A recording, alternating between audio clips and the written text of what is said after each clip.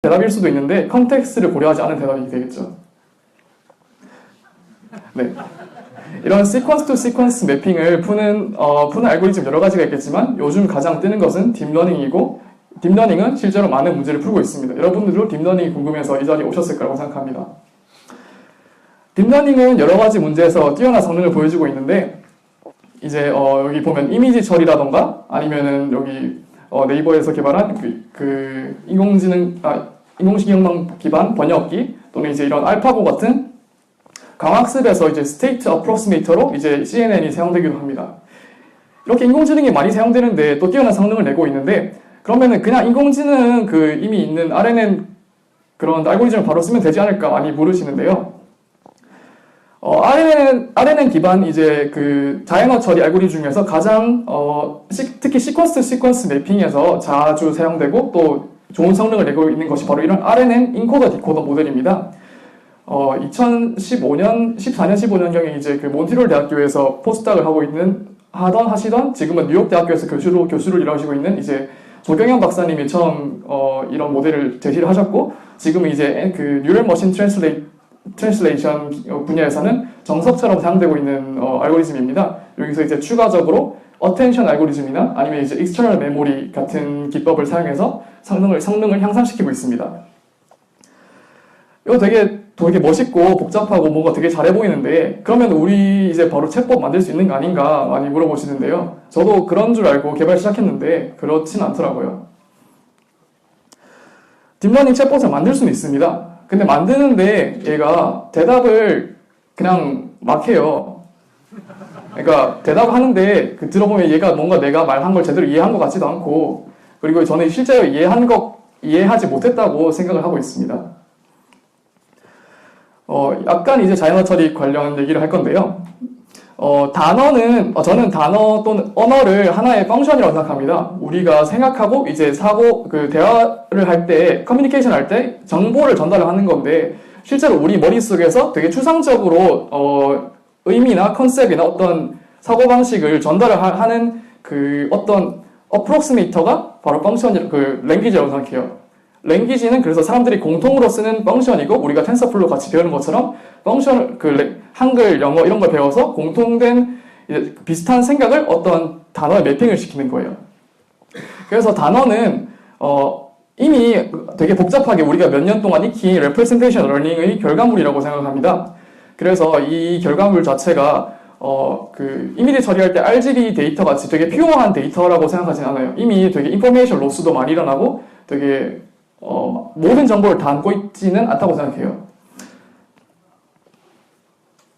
우리가 처음 단어를 배울 때 이제 두 가지 방법으로 배우는데, 아기가 처음 단어를 배울 때 아무 사전 정보나 언어에 대한 정보가 없을 때는 이제 그냥 엄마 아빠를 따라하면서 이제 그냥 이때 이런 단어 표현이 사용되니까 이때 이런 걸 사용하면 되겠구나 이렇게 예시로 배우기도 하고, 어느 정도 언어에 대한 지식이 생기면은 그때부터는 이제 자기가 아는 언어 그래프 데이터베이스에서 매핑을 시켜서 이거는 어떤 단어를 조합하면 이런 뜻이 되겠구나라고 어떤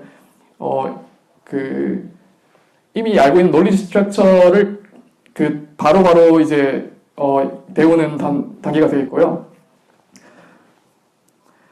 이제 이런 추상적인 논리지 베이스, 지식 베이스 학습 과정을 이제 사실 완벽하게 모사하는 모델이 없는데, 그 중에서 가장 비주얼라이제이션이 잘 되는 것 중에 하나가 온톨로지 모델입니다. 이렇게 이제 어떤 추상적인 개념이 엔티티, 그리고 엔티티에 있는 프로퍼티, 이제 프로퍼티와 엔티티의 릴레이션십 등으로 이제 지식 베이스 모델을 나타낸 게 온톨로지 모델인데, 이제 이것도 사람의 사유 과정을 완벽하게 나타내지 못합니다. 근데 최소한 이 정도는 나타낼 수 있어야 이제 사람의 언어라는 거를 이해를 할 수 있다고 생각해요. 최소한 이 정도는 돼야 된다고 생각해요.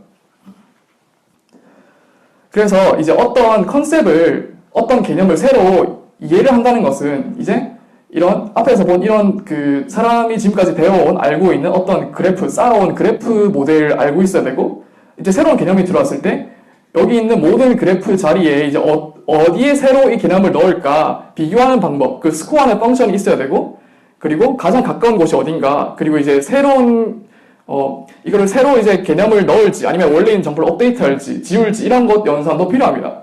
그러니까 생각보다 많은 그래프 구조와 연산이 필요해요. 그런데 인공지능이 가장 모사하고 싶어하는 이제 최고의 이제 프로세서인 사람의 뇌와 지금 가장 복잡한 뭐 CNN 구조 이런 걸 보면은 아무리 복잡하고 이제 GPU로 엄청 돌려야 되는 애들이라도 시냅스 수 자체가 사람에 비해서 너무 딸려요. 아직 사람이 언어를 이해하는 정도로 이제 메모리 구조를 학습시키고 사회 과정을 학습시키려면 아직 한참 멀었다는 뜻입니다. 우리가 인공신경망 기반 그 번역 태스크에 대해서 되게 놀라워하는 거는 사실은 저는 이전에 구글 번역기 같은 게 정말 못했기 때문에 우리의 기대치가 낮았기 때문에 이제 좀 잘 되네? 라고 생각해서 그렇지 사실 우리가 인공지능이랑 대화를 한다 할 때는 좀 훨씬 높은 기준을 갖고 있어요. 실제로 우리가 그냥 인공지능 구글 번역기가 발전했다고 해서 걔들과 되게 대화하고 싶을 정도 아니잖아요. 그냥 뭐 약간 도움되는 정도? 그 정도지. 아직 그래서 제 결론은 딥러닝을 되게 퓨어하게 엔드투엔드로 쓰긴 어렵다입니다. 네. 그래도 딥러닝으로 퓨어하게 챗봇 개발하고 싶으신 분들은 이 두 이제 포스트를 보시면 좋을 것 같은데요. 이제 아마 많이 아실 거예요. 와일드ML이라고 딥러닝 포스트 많이 쓰시는 분이 이제 리트리버 베이스 챗봇 튜토리얼을 올려놨고 또 이제 신청규 씨가 파이콘 등 여러 곳에서 이제 일본 애니메이션 자막 기반으로 학습을 시킨 이제 미소녀봇 슬라이드가 많이 있습니다. 되게 아키텍처가 자세하고 저도 이걸로 처음에 많이 배웠어요. 여러분 이제 딥러닝 배우러 오신 것 같은데 제가 딥러닝 안 된다고 했잖아요. 어떡할까요? 이제 봇을 왜 만드는가 생각해봤더니 돈 벌려고 만들잖아요. 네. 뭐 전부 다 그런 거 아니겠죠. 이제 뭐 자비스 같이 이제 뭐 그런 걸 수도 있겠고, 진짜 뭐 연인을 만들고 싶은 분도 있겠죠. 근데 저는 아니에요 아직. 네. 네, 이제 비즈니스 봇과 이제 컨버세이션 친구 같은 봇이 있어요. 그래서 제가 이제 지금부터 말할 건 이제 이런 비즈니스를 위한 봇입니다. 상대적으로 적은 토픽에 집중하고 상대적으로 적은 태스크에 집중하고 그리고 이제 정보 전달에 좀 더 초점을 맞춘 봇이에요. 여기서 한 가지 명심할 것은 비즈니스 봇에는 실수를 안 하는 게 되게 중요합니다. 그리고 고객을 안 놓치는 게 더 중요해요. 그러니까 결국 아까 근본적인 문제인 돈을 버는 게 제일 중요하죠. 고객을 안 놓치고 고객한테 잘못된 정보를 줘서 우리가 회사가 큰 손실 입으면 큰일 나잖아요. 되게 당연한 얘기죠. 네, 그래서 말했듯이 비즈니스 봇에 대한 얘기를 할 거예요. 구체적으로는 이제 인텐트를 어떻게 짜는 건가, 코퍼스는 뭐 어떤 게 있는가, 피치 엔지니어링 어떻게 하고, NLP 툴들은 어떤 게 있고, 어떤 알고리즘을 쓰고, 그리고 좀 더 어드밴스드한 이제 뭐 컨텍스트 매니지먼트나 모르는 단어 어떻게 찾는 건가 이런 것들도 간단히 얘기를 할 거예요. 처음으로 이제 인텐트를 어떻게 짜는 건가에 대해서 설명을 드리겠습니다. 참고로 제가 말한 게 전부 정답은 아니고요. 제가 그냥 여러 번 챗봇을 개발하고 다른 분들과 얘기를 해본 결과 또 트렌드가 이렇게 하면은 평타는 친다 이렇게입니다. 네. 이거 제 말을 맹신하지 마시고요. 아마 가이드라인 정도로 생각하시면 될 것 같아요. 말했듯이 비즈니스 봇은 모든 질문이 동등하게 중요하지 않아요. 실제로 저희가 봇을 런칭했을 때 상당수의 이제 분들이 드립을 많이 치셨어요. 너 뭐 잘하니? 그냥 제 친구들 이제 그냥 제 이름 갖고 막 장난치고. 사실 근데 저희 A%의 에이다 봇은, A%에 대한 정보나 아니면 고객에 대한 정보 또 대출 투자에 관한 정보에 대해서 주로 취급하는 거지, 농담 따먹기를 하려고 한 건 아니거든요. 이제 그런 것까지 다 취급을 하면은 더 좋겠지만, 일단은 가장 기본이 되는 비즈니스에 대해서 제일 잘 처리를 해야겠죠. 그게 제일 최우선이 되어야겠죠. 그래서 인텐트를 먼저 좀 나눴습니다. 비즈니스 관련된 인텐트와 아닌 인텐트로 나누면 좋을 것 같아요. 참고로 제가 말한 게 전부 A다에 관련된 건 아니고요. 거기에서 나온 경험도 있지만 또 제가 생각하는 아키텍처도 있으니까 A다 이렇게 할 것이다 라고 A다는 이것보다 잘할 거예요. 네. 그래서 이제 인텐트를 먼저 나누고 그 다음에 각 인텐트별로 다른 모듈을 사용해서 문장을 제너레이션 하는 기법을 사용하면 좋을 것 같아요. 이렇게 하면은 모니터링 하기도 좋고 디버깅 하기도 좀 더 쉬울 거예요. 좀 이따 자세히 말씀드릴게요. 이렇게 그림을 그려봤는데 처음에 문장이 들어와서 이제 맨 처음에 한번 나눠봐요. 그냥 얘가 우리가 좀 더 시리어스하게, 그러니까 좀 제대로 클래시피케이션 할 건가, 그냥 대충 그냥 넘길 것인가, 실제로 이제 뭐 CPU 오버헤드 이런 것도 중요하잖아요. 대충 넘길 건 그냥 뭐 랜덤 제너레이션 하던가 그냥 프리디파인 S를 주던가 이렇게 내주고 이제 우리가 결국 이제 클래시피케이션 된 인텐트에 딸린 제너레이션 모듈로 그 대답을 생성을 하는 거예요. 아키텍처도 이제 사실 여기 있는 센텐스에서 리스폰스 사이가 이 아키텍처라고 볼 수 있는데 얘 자체를 엔드투엔드로 하는 것이 이제 그냥 퓨어 제너레이티브 챗봇이에요. 아까 신정규 님이 하신 것도 여기서 RNN을 그냥 컴퓨터로 집어넣으신 거죠. 이게 나쁘단 게 아니라 이렇게 하면은 아까 제가 말했듯이 사람같이 말을 못해요. 이게 되게 사실 학계에서는 엔드투엔드 모델을 더 개발하려고 하고 이제 앞으로 계속 나아갈 방향인 건 맞지만 아직은 딥러닝이 되게 블랙박스고 안에서 뭘 하는지 사람이 제대로 트래킹을 할 수가 없어요. 이렇게 모듈로 하나씩 이제 인텐트랑 제너레이션 모듈을 다 분류하는 것도 디버깅 쉽고 나중에 이제 새로운 모듈이 나왔을 때 바꾸기도 쉽고 업그레이드하기 쉽고 그리고 각 모듈에서 어디가 잘못하고 있는지 어디가 잘하고 있는지 한눈에 보기도 쉽습니다. 모듈 중에 우리가 기본적으로 제일 집중해서 개발해야 될 게 이제 센텐스를 어떻게 벡터로 잘 만들 건가 그리고 인텐트를 어떻게 클래시피케이션을 잘 할 건가, 리스폰스를 어떻게 잘 만들 건가가 제일 중요하고, 톤을 이제 캐릭터를 부여한다던가, 아니면 맞춤법 교정을 한다던가, 이런 건 약간 부차적인 문제가 되겠죠.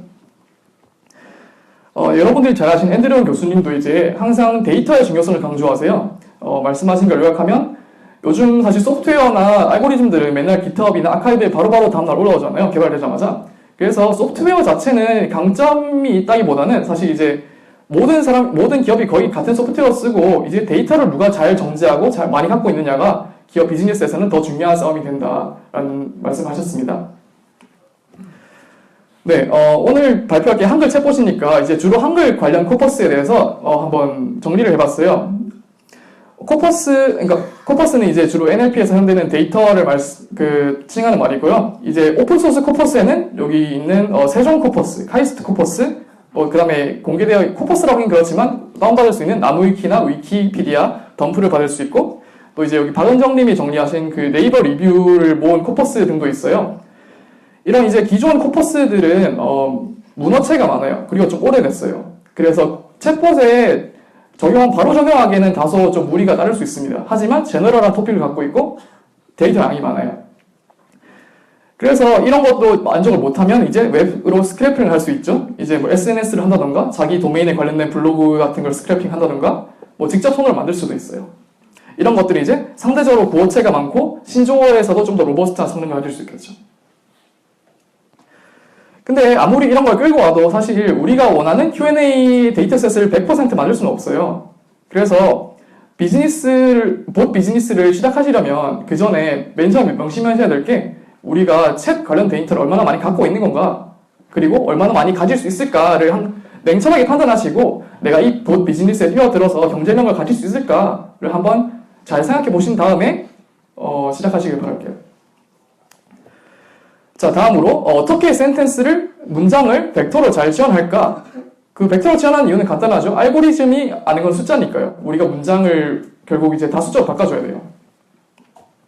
여기서 아까 말한 여기 스키마에서 이 부분이 센텐스 벡터라이저입니다. 그럼 센텐스를 이렇게 숫자로 바꿔주는 거예요. 저는 이제 이 부분을 이제 꼭 이렇게 해야 되는 거 아닌데 크게 3개로 나눴어요. 흔히 많이 아시는 월투백 기반 워드 인베딩과 그리고 이제 키워드 기반 피처 그리고 기타 피처 이렇게 3개로 나눴습니다. 월투백에 대한 설명은 좀 스킵을 할게요. 시간이 많이 걸릴 것 같아서 주로 이제 많이 쓰이는 방법인 Continuous Bag of Words, 스킵그램 등을 이용해서 워드 인베딩을 대용량 코퍼스에서 갖고 오고요. 이런 걸 하는 라이브러리는 젠심이나 패스텍스트 등이 좋습니다. 이런 워드 벡터들을 모아주는 방법도, 그러니까 사실 문장의 길이도 다르잖아요. 이 모든 워드 벡터들을 다 그냥 더할 수도 있고, 이어 붙일 수도 있고, 어떤 이제 이어 붙이는 것 자체도 뉴럴 네트워크를 할 수가 있습니다. 그런 것들이 얘가 이제 RNTN, TreeLSTM 등이 있는데요. 이것들은 이렇게 생겼고요. 좀 더 자세한 거는 이제 그 딥러닝 자연어 처리 유명 강의 CS224D를 들으시면 좀 더 자세히 알 수 있으실 거예요. 그 다음에 또 이제 월드 인베딩에서 좀 더 자세히 보조한 게 캐릭터 인버딩이에요. 글자 하나하나 그냥 기역, 니은, 디귿, ABC 이런 거 자체에 하나 인베딩을 다 준 게 있고요. 이렇게 하면 이제 좀 더 그 사실 맨 처음에 워드 임베딩 할 때 말을 안 했는데 토크나이제이션 하거든요. 그럴 때 많이 인포메이션이 로스가 일어나요. 예를 들어 시제나 뭐 단수 복수나 성별이나 특히 영어에서 이런 게 많이 일어나거든요. 이럴 때 이제 그 캐릭터를 하나하나 임베딩 해줬으면은 하고 이제 그 주요 단어들은 이제 워드 임베딩에서 그냥 캐싱해서 갖고 오는 걸로 하면 좀 더 로버스트한 성능을 기대할 수 있고요. 이거 반대로 한 번에 우린 그 어떤 센텐스가 들어가도 워드 임베딩 따로 보는 게 아니라 한 번에 센텐스 벡터를 출력하겠다 하는 방법에는 이제 dot2vec 또는 paragraph 벡터 아니면 skip 벡터 같은 방법이 되게 유명합니다. 네, 이렇게 생겼고요. 자세한 건 논문을 읽어보시기 바랍니다. 또 다른 피처로는 이제 그러니까 고려해야 할 점으로는 동의어, 동음이어, 다이어 등이 있는데요. 이런 것들을 해결해 주기 위한 게 이제 POS 임베딩이라고 생각을 해요. 이게 정답은 아니지만 저는 이게 조금 해결해 준 것 같아요. 예를 들어 이제 제가 죄송합니다 할 때 그 사과라는 단어랑 F도 사과라는 단어랑 다르잖아요. 그때 이제 POS 임베딩을 먼저 코퍼스에 전부 그냥 오토 파싱을 한 다음에 오토 태깅을 한 다음에 그걸 이제 올2백 알고리즘에 돌리면은 걔들이 따로따로 처리가 되겠죠. 걔들의 벡터가 따로따로 분리가 될 거예요. 그리고 토크나이제이션 하는 과정에서 스페이스 인포메이션이 손상이 되는데 이것도 역시 스페이스 자체를 단어로 보거나 아니면 이제 프리픽스, 어픽스를 언더바 같은 걸로 넣어주면은 또 트위킹을 할 수 있겠죠. 하지만 저도 요게 좀 힘들었는데 그러니까 월2백이 저는 만능인 줄 알았어요. 그 더하기 빼기 하고 뭐 킹, 퀸 그런 연산 있잖아요. 그거 보고 이거면 이제 딥러닝이 다 할 수 있겠다 생각했는데 제가 간과한 게 이제 기본 전제가 어떤 단어의 의미는 그 옆에 나오는 이웃한 단어들에 의해서 결정된다라는 전제가 있었어요. 그게 맞는 줄 알았는데 비슷한 처리 나오면 같은 단어, 같은 의미로 취급해버리는 거예요. 여기 보면 이제 축구, 야구 이런 거는 스포츠잖아요. 스포츠는 거의 같은 벡터예요. 그러니까 같은 벡터로 나타나요. 특히 저희 이제 개발할 때는 그 대출과 투자가 같은 임베딩으로 나타나서 되게 큰일 났어요. 대출하고 싶어요, 투자하고 싶어요가 거의 같이 보이는 거죠. 그래서 이걸 어떻게 처리해야 되느냐. 그래서 아직 사실 미닝을 처리하는 방법은 안 나왔는데 저희는 클래시피케이션을 가기로 했잖아요. 그러면은 이제 하이퍼플레인을 분리하기 위한 디시전 베리어블로 이제 걔들 키워드를 주기로 했어요. 이제 주로 탑 K 키워드를 선정을 해서 그 자기 개인의 코퍼스에서 그래서 이제 걔들을 이제 뭐 원한 인코딩이라던가 그런 이제 적어도 이제 대출과 투자가 다르게 분리를 할 수 있는 그런 인코딩을 넣어주면 좋은 것 같아요. 그리고 아까 말한 이제 기타 코퍼스에는 뭐 여러 가지 트위킹이 있고 이거는 정말 정답이 없고 이제 그 문제에 맞게 쓰시면 될 것 같아요. 네, 이제 자연어 처리 관련 이제 POS나 뭐 parser, any tagger, 아니면 ngram, 캐릭터 ngram 같은 것도 있고, 아예 뭐 글자 그 단어 순서를 반대로 입력했더니 저 잘 될 때도 있고, 문장 길이도 중요할 때도 있고, 또 이제 이거는 이제 자연어 처리랑 관계없는 비즈니스 관련인 이제 고객에게 정보나 문자 보낸 시간, 타임, 그 장소 이런 게 중요할 때도 있어요. 이런 것도 넣어주면 좀 더 좋겠죠. 네, 이런 것들을 이제 피처를 잘 추출하기 위해서 필요한 게 NLP 툴들입니다. 이런 것들은 이제 그러니까 이제 이런 것들을 하는 이유는 이제 결과적으로 클래시피케이션 제너레이션을 잘하기 위한 건데 만약에 이걸 써서 클래시피케이션이 안 됐다 그러면 안 쓰는 게 답입니다. 굳이 걔를 잡고 있을 필요가 없어요.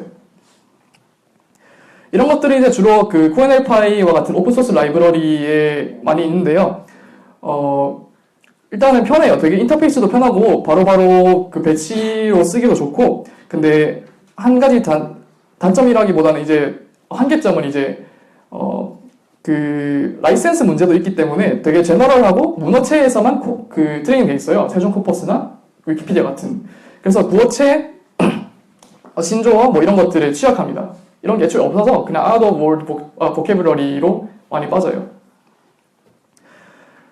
그리고 네. 그래서 결론은 이런 걸 오픈소스 라이브러리 쓰더라도 어떻게 생겼는지 알고 자기가 직접 트레이닝 할 수 있어야 된다, 입니다. 이런 종류에는 이제 POS 태거, 뭐 형태소 분석기, 파서, 그리고 뭐 개체명 인식기 이런 게 있는데요. POS 태거는 흔히 아시는 여기 이제 QNLPy 있는 걸 나열을 해봤고, 개인적으로는 미캡이 좀 빨라서 좋은 것 같아요. 트위터는 이제 구어체에 좀 더 로버스트하고, 코모라는 3.0이 나왔는데 제가 아직 안 써봤습니다. 로제타라고 이상호 박사님이 그 얼마 전에 공개한 게 이제 유한 상태 기반의 분석기가 있는데 이것도 상당히 빠르고 좋은 것 같습니다. 근데 이거는 그분이 직접 POS를 만드셔서 세로 퍼포스와 호환이 잘 되진 않은 것 같아요. 파서는 그 문장에서 트리 구조를 만들어주는 건데요. 예를 들어 어떤 긴 문장이 있으면은 동사가 여러 개고 명사가 여러 개면 어떤 동사가 어떤 명사를 꾸며주는지 알기 어렵잖아요. 이런 걸 해결해주는 알고리즘이 파서입니다. 한국에는 오픈소스 파서가 없는 것 같아요. 많이 찾아봤는데 아예 없진 않은 것 같은데 제대로 이제 오픈소스가 제대로 코드가 공개되어 있다거나 아니면은 API가 완전 열려 있다거나 이런 게 잘 없는 것 같아서 그래서 저희가 직접 이거를 만들어 봤습니다. 그래서 구글에 있는 오픈소스 라이브러리인 신텍스넷에는 한글이 아직 없어요. 그래서 이제 이걸 저희가 직접 코퍼스를 만들어서 트레이닝해서 디파서라는 그 라이브러리를 지금은 API, 그 REST API 상태로 공개를 해봤습니다. 그래서 그게 이렇게 생겼어요. 그냥 리퀘스트 받고 JSON으로 받아서 URL에 쿼리를 넣어서 하면 이렇게 바로 받을 수 있습니다. 네, 저희가 그냥 서버에서 돌려서 드리는 거예요. 네. 이거 말고 이제 개체명 인식기도 되게 사실 논문 찾아보면 되게 많이 하셨거든요. 근데 공개를 안 하세요. 그래서 딱 하나 찾아낸 게 이제 이번에 국립국어원 국어정보경진대회에서 입상한 애니라는 얘가 카카오에서 임재수 씨가 만드신 것 같아요. CRF SVM 기반 분석기고 이게 제가 찾아낸 유일한 한글 분석기고요. 트레이닝 하고 싶으신 분들은 이제 태거라는 시아노 기반 라이브러리가 공개가 돼 있어서 이거 쓰시면 될 것 같고 텐서플로우도 공개가 돼 있는 것 같습니다. 구글링 깃허브에 찾아보시면 사실 많이 나와요. 직접 트레이닝 하시기가 귀찮아서 그렇지. 네, 국립국어원 정보경진대회는 이제 국립국어원이라는 한글 사실상 자연어 처리에서 유일한 뭔가 정보기관이고 여기서 유일하게 주최하는 컴피티션입니다. 이제 매년 그 자연어 처리, 매년 이제 개체명 인식이나 형태소 분석 같은 걸로 주제로 이제 대회를 열어서 입상을 하면은 이제 각 대학이나 연구소에서 이제 출품작을 제출해서 발표를 하는데 아쉽게도 코드 공개를 잘 안 합니다. 하면 좋겠어요. 네. 가끔씩 공개하시는 분들이 있으니까 이렇게 눈팅을 좀 잘 하시고요. 아까 말했지만 오픈소스 라이브러리는 직접 개발할 시간이 없으실 분들한테만 좋은 거예요. 이거는 이제 대기업들이나 시간 있으신 분들은 비즈니스에 맞게 당연히 자기 코퍼스에 맞게 트레이닝을 하셔야 됩니다. 이런 것들이 있고 그리고 직접 알고리즘 짜고 싶다 하시는 분들은 이제 그냥 가이드라인이에요. 알고리즘은 CRF를 쓰시거나 RM을 쓰시거나 아니면 하이브리드 LSTM CRF를 쓰세요. 이거는 기본 가이드라인이고 이게 제일 좋은 건 아니에요. 근데 평탄은 씁니다. 네, 데이터 포맷은 또 여러 가지가 있는데 왜 알려드리냐면 오픈소스 데이터가 다 제각각이에요. 다 다르게 생겼어요. 그래서 한번 보시고 어차피 컴포터는 여러분이 개발하셔야 될 거예요. IOB 포맷은 이렇게 NER에 많이 사용되고 이렇게 이제 이게 inside out B가 뭐였지? 하여튼 각 단어가 이렇게 문장의 단어가 나열되어 있고 각 형태소 또는 개체명이 이제 예를 들어 O는 아무것도 없다고 이제 B의 PS는 person에 해당하는 거겠죠? 전남 드래곤즈 이게 아마 OG는 organization일 거예요. B는 beginning이고 I는 inside인가? 그럴 거예요. 그러니까 대충 뭔지 아시겠죠? 네, 이런 포맷이 있고 왜냐면 포맷이 너무 많아서 그냥 대충만 넘어갈게요. 그 다음에 펜트리 뱅크라고 이제 좀 유니버설하게 사용되는 게 있어요. 이렇게 가로로 묶여 있습니다. 그리고 CoreNLU라고 이제 저희가 신텍스넷 트레이닝 시킬 때 트레이닝한 포맷은 이렇게 생겼고요. 그 다음에 세종 코퍼스는 이렇게 생겼습니다. 그러니까 다 다르게 생겼죠. 그러니까 오픈소스 데이터를 사용하실 때는 이런 것도 되게 많이 고려를 하셔야 돼요. 그러니까 데이터가 다 다르게 생겼어요. 컴포터를 만드는데 시간이 꽤 오래 걸립니다. 사실 제 생각엔 이것도 대기업이나 연구소에서 아니면 대학교 연구실에서 다 하나씩 갖고 있어요. 공개를 하면 좋겠는데. 네. 다음으로 넘어가서 이제 클래시피케이션 제너레이션 알고리즘도 소개를 하는데 이것도 그냥 추천이에요.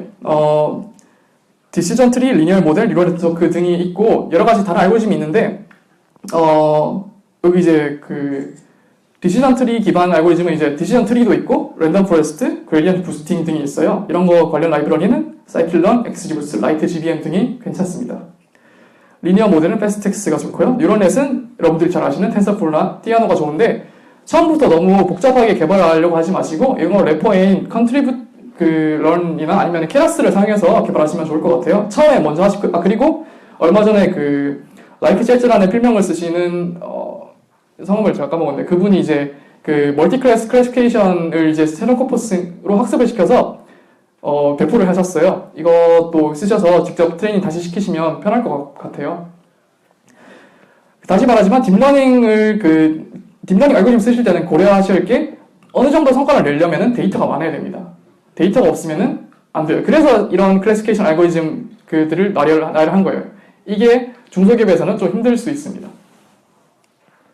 제너레이션도 아까 말했듯이 그냥 진짜 클래시피케이션 되면은 바로 그냥 정답을 하나 딱 던져주는 방법도 있고요. 아니면 리스트를 하나 만들어서 랜덤 제너레이션 하는 방법도 있고요. 아니면 진짜 뉴럴 모델을 이용해서 하는 방법이 있는데 약간 인터미디어한 방법이 이제 슬롯 필링이라고 여기 스트링을 하나 만들어서 이제 파이썬 스트링 포매팅 있잖아요. 그렇게 이제 슬롯을 만들어서 고객님 이름 같은 거를 이제 변수로 만들어서 둔다던가 하는 방법들이 있겠죠. 이건 뉴럴 모델에는 키워드만 나열을 하는데 사실 시퀀스 투 시퀀스 모델을 약간 공부하시는 분들만 이해를 하실 수 있으실 거예요. 이런 테크닉들이 있고 혹시 빼먹으신 게 있으실까 봐 그냥 다 나열을 해봤습니다. 네. 이 중에서 뭔가 좀 나는 최신 걸 꼭 써봐야겠다 하시는 분들은 항상 이런 건 컴피티션에 고수들이 많잖아요. 그래서 그 컴피티션 중 하나인 스탠포드 퀘스천 애서링 데이터셋 스쿼드에 보면은 맨날 이제 1등부터 막 20등까지 올라와요. 지금 보면은 마이크로소프트의 R넷이 제일 잘 나가고 그 다음으로 이제 워싱턴 대학교에서 공부하시고 계시는 서민준 씨가 개발한 BIDAF 이 모델이 2등을 차지하고 있네요. 네. 그 다음으로 약간 실용적인 팁인데 리스폰스 타임이 네, 되게 중요합니다. 실제로 텐서플로우로 개발을 해보니까 임포트랑 로드 이런 사실 되게 알고리즘 같지도 않은 이런 곳에서 리스폰스 타임이 많이 발생을 하더라고요. 이런 걸 방지를 하려면 캐싱을 하는 게 중요합니다. 아니면 서버 단에서 좀 더 프리로딩을 하는 것도 방법이 될 수 있고요. 네, 지금까지 약간 서머리를 해보면 센텐스 벡터라이제이션, 그러니까 여러분들이 직접 훈련시켜야 될 게 이런 것들이 있습니다. 그리고 추가적으로 필요한 게 이제 대답을 직접 만드셔야 되고요. DB 인테그레이션이 필요해요. 챗 히스토리를 자동으로 트레이닝 데이터에 넣어줘야 돼요. 그리고 스크래핑 하는 이제 JSON, XML 포매팅 하는 것도 있어야 되고, 포맷 컨버터도 만드셔야 되고, 서버도 개발하셔야 됩니다. 또 있으면 좋은 게 이제 어드민 패널이 있으면 좋고, 그러니까 데이터가 지금 어떻게 있는지 스태티스틱이나 오버뷰를 한번 할 수 있는 게 좋고, 그 다음에 여러분들 이제 도메인 스페시픽한 딕셔너리를 만드셔야 되고, 그리고 각 모듈에 대해서 스코어 펑션을 만드셔야 돼요. 스코어 매트릭 하는 모듈을 만드셔야 되고, 또 이걸 시각화해주면 더 좋습니다. 할 거 되게 많죠. 여기서 조금 더 나가볼게요. 사실 몇몇 분들이 이런 거 약간 다뤄봤으면 좋겠다고 말씀하셔서 이제 컨텍스트를 어떻게 매니지먼트 하느냐에 대해서 두 가지 방법이 있는데요. 하나는 이제 시나리오를 만드는 거예요. 여기 이제 알렉사는 이렇게 시나리오를 하는데 보시면 알겠죠? 그냥 딱 미리 그래프를 다 그려놨어요. 모든 인텐트에 대해서 그래프를 미리 다 그려놓고 어디로 갈지 그냥 길을 다 짜놓는 거예요. 이런 방법이 있어요. 이렇게 하면은 최소한 딴 말은 안 합니다. 근데 애초에 클래시피케이션 처음 잘못되면은 한번 브레이크 할 때까지 알렉사 스탑 이런 거 하기 전까지는 계속 루프를 돌아야 돼요. 되게 비효율적일 수도 있고 어찌 보면 안전한 방법일 수도 있어요. 이제 조금 더 학계에서 뜨는 방법은 이제 MDP를 이용하는 방법인데 아까 홍정모 교수님이 잘 설명해 주신 MDP를 푸는 방법에는 플래닝이나 이제 강학습이 있는데 역시 요즘은 강학습이 많이 사용되고 있습니다. 어떻게 MDP를 보냐면 스테이트들을 이제 하이 레벨 컨텍스트로 보는 거예요. 이제 대화를 이끌어나갈 때 우리가 어떤 상대나 의도나 우리의 발화 의도나 톤이나 그런 것들을 이제 스테이트로 보는 거예요. 우리가 지금 이렇게 말했으니까 다음에는 다 이런 느낌으로 말해봐야지. 되게 앱스트랙트하죠. 이건 사실 정답이 없어요. 어떻게 스테이트를 만드는 것이 좋은 건지는 아직 아무도 잘 모르고요. 제가 얼마 전에 그냥 포스팅을 잠깐 올렸는데 이걸 아마 픽업 아티스트한테서 좀 영감을 얻으면은 스테이트를 좀 몇 개를 잘 고를 수 있지 않을까 생각해봤습니다. 근데 이거 되게 팬시한데 멋있는데 아직 잘 못 쓸 것 같아요. 왜냐면 페이퍼를 제가 좀 봤는데 아큐러시가 50% 미만이거나 그냥 액션이 10개 미만이에요. 그러니까 못 써요. 네. 이렇게 생겼습니다. 제일 기본적으로 이렇게 생겼고요. 근데 이거 되게 재밌어서 저는 이걸 좀 더 공부를 해보려고 해요. 근데 지금 한 몇 분 안 남아서 여기 지금 다 말하기는 어렵고, 이런 그냥 논문들 몇 개를 정리해봤습니다. 이제 어차피 슬라이드 나중에 올릴 테니까 관심 있으신 분들은 논문들 하나씩 읽어보면서 이런 분야가 있구나 생각해보시면 좋을 것 같아요. 그 다음에 또 마지막으로 이제 다룰 거는 이제 모르는 단어 나왔을 때 어떻게 할 건가? 모르는 단어 여러분들 어떻게 하세요? 제일 쉬운 방법은 그냥 건너뛰는 거예요. 무시하는 거고, 아니면 그냥 사전 찾아보는 거예요. 사전 찾아볼 때 직저너리를 미리 만들어서 보거나 아니면은 네이버한테 직접 물어보거나. 되게 쉽죠? 되게 쉬운데 이게 오래 걸려요. 그러니까 리스폰스 타임이 있으니까. 이게 사실 정답인지도 모르겠고, 그냥 이런 트위킹이 있다, 더 좋은 방법들이 분명히 있을 거예요. 또는 이제 아까 말한 잠깐 대충 넘어간 패스트 텍스트는 사실 서브워드 인포메이션을 주는 기능이 내장되어 있습니다. 그래서 패스트 텍스트는 처음 보는 단어라도 인베딩을 줘요. 이건 직접 사용해 보시면 될 것 같아요. 그럼 우리가 진짜 이걸 다 개발해야 되느냐? 꼭 그런 건 아닙니다. 사실은 이런 걸 미리 다 이제 비즈니스로 모델을 만든, 이런 엄청나게 만든 보드 프레임워크 서비스들이 있고요. 이제 이 서비스 제공자들은 이제 이런 엔진들이나 DB 매니지먼트 이런 걸 GUI로 제공하고, 이제 여러 플랫폼의 서빙도 엄청 쉽게 해놨어요. 사실 이런 거 쓰시면 돼요. 되는데 돈을 내셔야 되고, 여러분들이 이제 머신러닝을 커스터마이징 할 수는 없습니다. 이거 괜찮으면은, 그리고 이제 내가 원하는 엔티티가 여기 다 있으면은 쓰시면 됩니다. 더 중요한 건 사실 여러분들이 꼭 봇을 개발할 필요가 있을까요? 네, 사실 봇 홍보로 나왔는데, 네, 있을까? 봇은 사실 저는 너무 과대평가됐다고 생각해요. 봇은 이미 있는 플랫폼에 대해서 되게 비효율적입니다. 특히 이제 몇 번 앱으로 그냥 몇 번 클릭해서 될 거를 굳이 챗으로 여러 번 엄청 한 몇 분 타이핑해서 거기다가 오타 나서 막 잘못 클래시 스캔 되면 또 처음부터 다시 해야 되고, 되게 귀찮고 부정확한 경우가 되게 많아요. 그래서 제가 그리고 또 대기업들은 사실 봇을 직접 비즈니스에 쓰려고 하는 게 아니라 그냥 프로모션 하려고 하는 것도 되게 많습니다. 그래서 이제 어떻게 접근하는 게 좋을까, 비즈니스 관점에서 이제 제가 생각하는 거는 쉬운 것만 우리가 처리하고 어려운 거는 이제 상담원한테 전문가한테 주는 거예요. 그럼 좀 더 대신 많이 처리할 수 있겠죠. 또는 이제 구글 스마트 리플라이 기능과 같이 이제 한 명이 이제 한 10명을 한꺼번에 상대할 수 있도록 쿼리가 오면은 걔에 대한 이제 NLU 결과들이나 센텐스 리스폰스를 셀렉션들을 주는 거예요. 그럼 클릭만으로 바로 그냥 한 10명을 동시에 상대할 수 있도록. 이게 사실 조금 더 비즈니스 관점에서 부합하고 돈 벌 수 있는 방법인 것 같아요. 네. 발표는 여기까지고요. 약간 몇 가지 드리고 싶은 말씀이 있는데, 우리 정보 좀 공개했으면 좋겠어요. 다들 회사에서 만든 거 다 또 만들고 너무 귀찮잖아요. 이거 또 진짜, 짜증나요. 이런 거 좀 오픈했으면 좋겠어요. 깃허브도 많고 우리 아카이브도 있는데 그런 거 좀 알고리즘도 논문 찾아보면 잘 만드셨어요. 좀 공개 좀 하시면 좋겠어요. 그래서 제가 만든 것 중에 하나가 이제 어선 코리아 NLP라고 깃허브에 사실 슬라이드의 반은 여기서 찾아볼 수 있어요.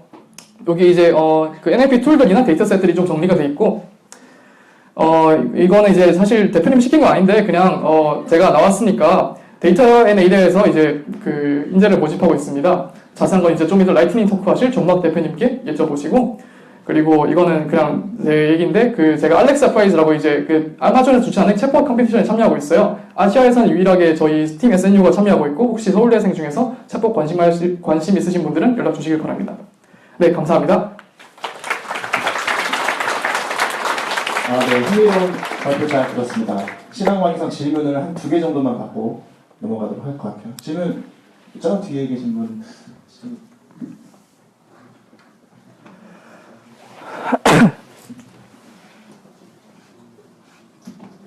네, 발표 잘 들었습니다.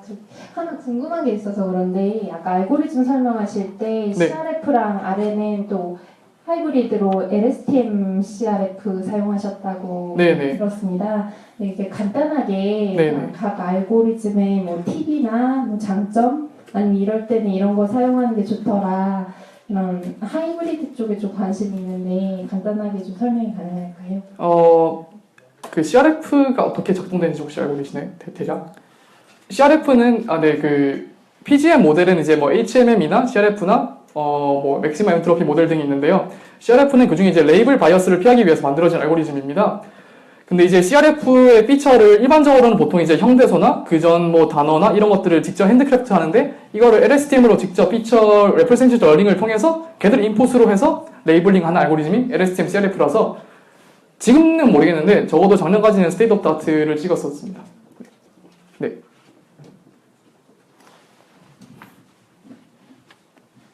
한 분만 더 질문 받겠습니다. 네, 가까운 데서 그냥. 네, 먼저 프레젠테이션 감사드리고 제가 인상 깊게 들었던 거는 이런 모델링이나 개발하는 것도 중요하지만 경쟁력을 갖추려면 우리가 얼마나 데이터가 많이 있는지를 알고 거기에 강점이 있는 게 되게 중요하다고 강조해 주는 게 인상적이었는데 제가 생각할 때도 A%도 이렇게 챗봇 개발할 때 데이터를 많이 보유하고 있던 회사는 아니었잖아요. 네, 그런 데이터를 수집하고 확보하는데 어떤 문제가 있었고 어떻게 해결하셨는지 좀 알려주시면 도움이 될 것 같습니다. 문제는 사실 지금도 계속 문제고요. 데이터는 계속 많을수록 좋으니까 저희도 계속 사실 그게 근본적인 문제예요. 데이터를 어떻게 많이 얻을까? 어떻게 설명해야 되지? 이거는 해결할 수가 없는데 이거는 데이터를 불릴 수 있으면 좋아요. 데이터 이제 뭐 그 이미지처럼 이제 단순히 노이즈를 주고 어그멘테이션 그런 방법도 있어요. 실제로 이제 단어를 약간 바꿔서 두 배로 불린다던가. 근데 그게 이미지처럼 되게 자연스럽게 되진 않거든요. 이건 사실 저도 풀지 못한 문제라서 제가 답을 드리기 좀 어려울 것 같아요. 죄송합니다. 네. 네, 시간관리상 질문 여기까지 받도록 하고 박수로 마치도록 하겠습니다.